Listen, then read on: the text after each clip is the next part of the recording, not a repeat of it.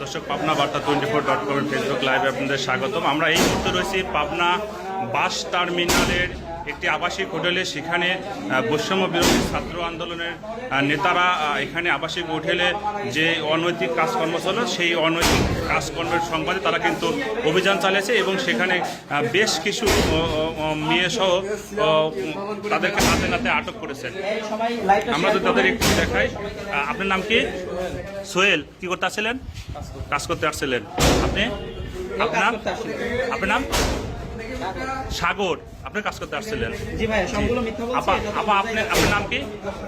আমার নাম বিতি, আমি এখানে কাজ করি। এখানে কাজ করেন? বাসা কোথায়? হ্যাঁ, শহরে ভাড়া থাকি। কোথায় ভাড়া থাকেন? শালগাড়ি ভাড়া। শালগাড়ে ভাড়া থাকেন। আচ্ছা, এই যে আপা, আপনি একটু কথা বলেন।